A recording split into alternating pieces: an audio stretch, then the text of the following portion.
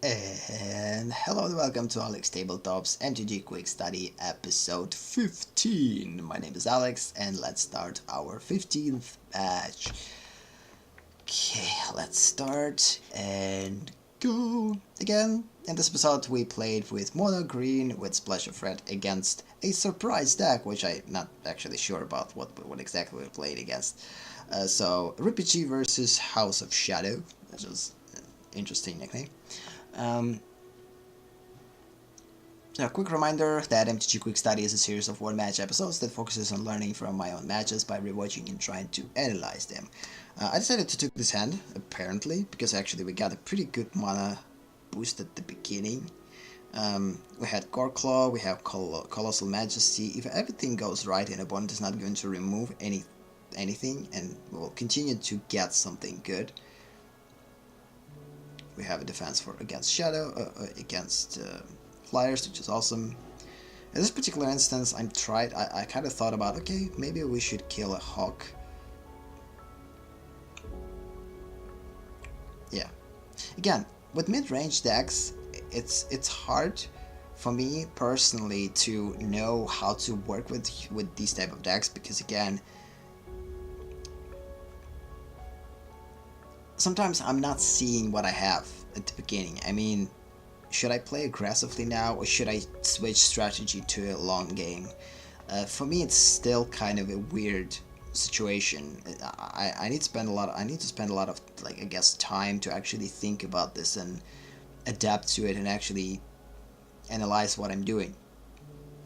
Because sometimes I'm just making random decisions, and they're not necessarily random. I believe all decisions that I'm making usually in the game are kind of intuitive, and it all depends on your personal experiences in Magic. And sometimes I want to play aggressively. Sometimes I'm in aggressive mood, and if I have aggressive hand, then I'm going to play it right. If I'm not in aggressive mood, and I have a control kind of oriented hand, or the circumstances of the game leaning towards control, I'm going to be in aggressive mood. I'm going to make hasty decisions which will result in me losing because of making those stupid decisions. So again, for me personally, it's a game of balance. There's a good chance that opponent is going to exile Goreclaw. It's pretty risky, and I guess the opponent will do. And I'm thinking, oh no. You have Steal Away, I'm not going to lose Goreclaw.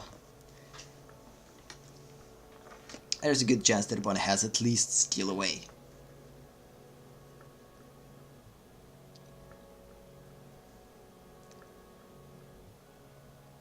Oh no.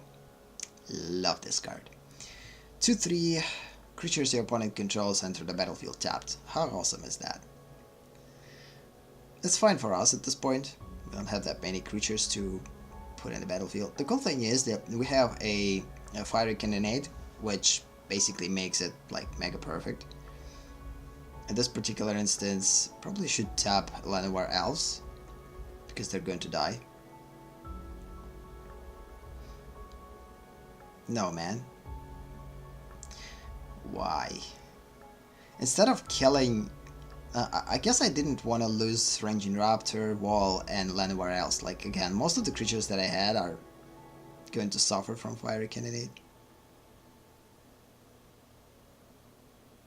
Hello, Steal Away.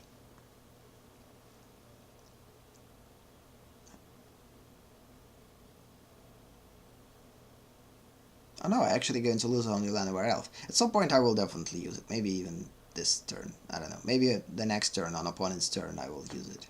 So, Fiery Cannonade is definitely coming. It's coming.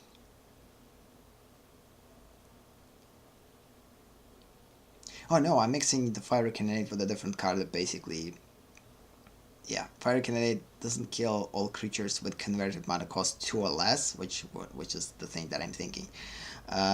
It just deals 2 damage to all creatures, which at this point kind of pointless. Yeah, I'm going to kill 2 marshals, but the rest of the creatures will stay alive. In this particular instance, I believe I'm going to target a Janny. Of course, it all depends what we'll get. Ooh, this is interesting. I don't remember what I actually decided. It's probably best to...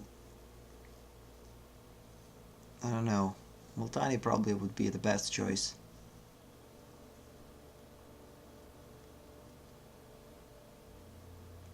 Yeah, I believe Multani is the best choice here. 2-3 is kind of annoying, but it's fine. We still will be able to block it. A Jenny will grow and grow each turn, so of course this is the primary target.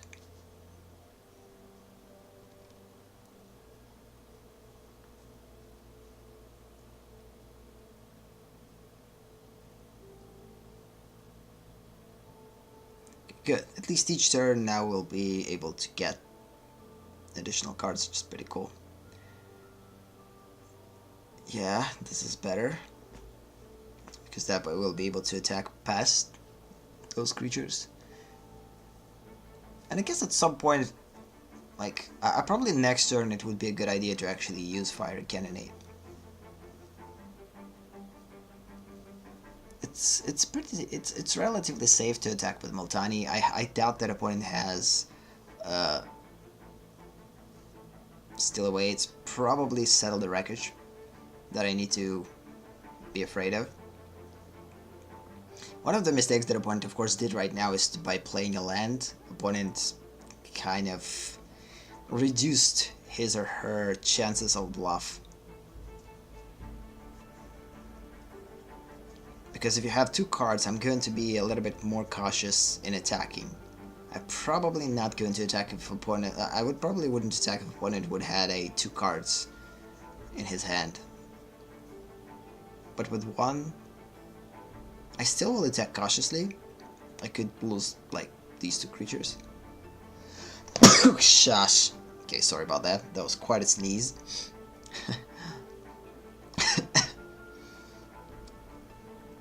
Yeah. No. Maybe opponent is just bluffing.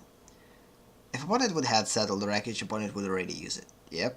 Settle the Wreckage. Yep, we're going to lose our Multani and still leave champion. But it's actually fine. We still have big threats. Hello, two lands. Yeah, in this deck we still have a splash of red. 2 Fiery Cannonades and 2 Mountains. My borderline splash of red has 3 Fiery Cannonades and 3 Mountains. So this is the only difference.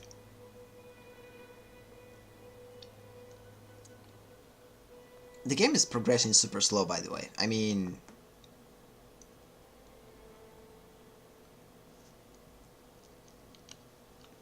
the mid-range of Element of this deck definitely works, but opponent basically stopped producing any threats, and because of this, I actually don't remember what these guys 1-1 doing. Completely disregarded that. I truly don't remember what they're doing.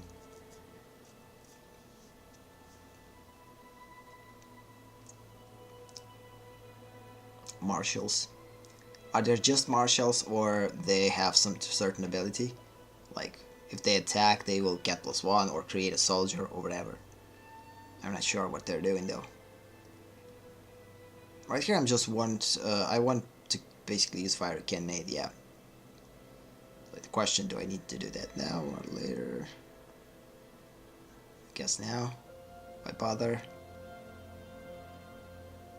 Da da da da. There's a good chance that opponent will decide to quit.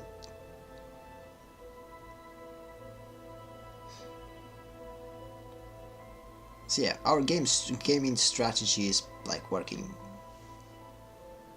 Because opponent's game strategy is not working, probably. Cause and effect. Yeah, and opponent getting mana flooded, so yeah, it's pretty bad. Of course, now opponent will use Fontaine of Renewal. Love this card. Putting it in almost every deck. Oh yeah, that's why the game got long, because yeah, opponent got lucky with the removal. And now the problem is the only thing that we have is small creatures that usually are defenders. They're not attackers at all, and yeah, it's going to be slow.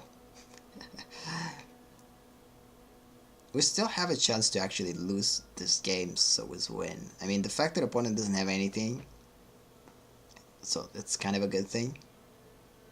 You gotta be kidding me. Bluff with this stupid land. Don't put it in play, man. It's worthless. We have like, how much mana we have? 9, 11, like 13 mana. You gotta be kidding me with this. Ugh. I actually don't have this card in my collection yet. The one that basically uses Convoke to exile target permanent. It's a pretty awesome card, by the way. Love it. At this point I could actually continue to bluff with 2 cards, but since I have a lot of big creatures and opponent could remove my small mana producers creatures, I decided to actually put it in play. Yeah, let's put another, let's give opponents another land to disrupt a draw.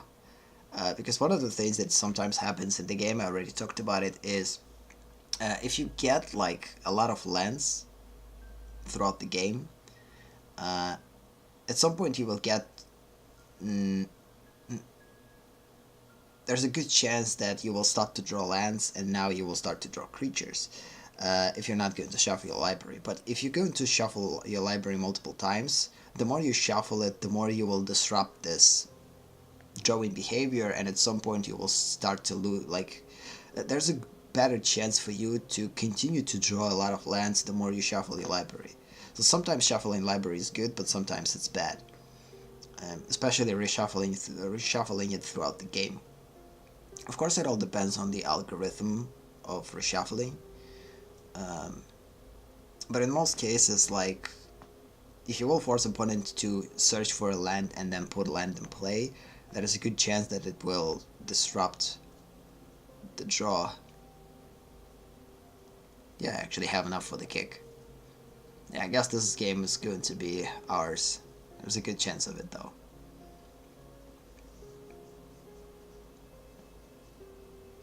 Yep. Next turn, if opponent is not going to draw another Settle the Wreckage, we actually have a chance to win this. I guess opponent has another removal. Oh no. Slick. Okay, whatever. I guess opponent just did that because he or she could. And yeah. This is going to be potentially the last turn for this situation. I guess opponent did everything that he or she could. It's pretty risky to attack with all of them, though. Because of this, I decided to attack with just one. Again, we could kill opponent right now, but again, there's a good chance that opponent might have some type like Settle the Wreckage. And since now opponent decided to block, not use Settle the Wreckage, it's still not 100% true. Okay, that was a Fountain of Removal. Yeah, and now of course we're definitely winning. Because again, with white decks, you're going to play pretty cautiously. I still believe that opponent could fake and not play all these cards. That way you could actually survive for a pretty long period of time.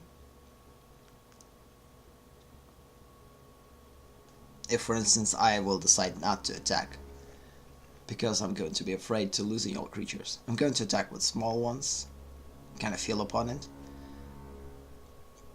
Either way. So yeah, that was pretty interesting deck. Actually, I didn't say against what type of deck we played against. What? In terms of the colors. Yoo-hoo! Cool assassin. Love it.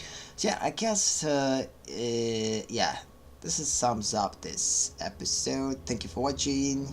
If you like this video, give it a boost. If you want more, subscribe and set the bell note. Visit AleksConnects on Twitch to be a part of MTG Study live sessions. Have a nice day or night, and see you in the next session.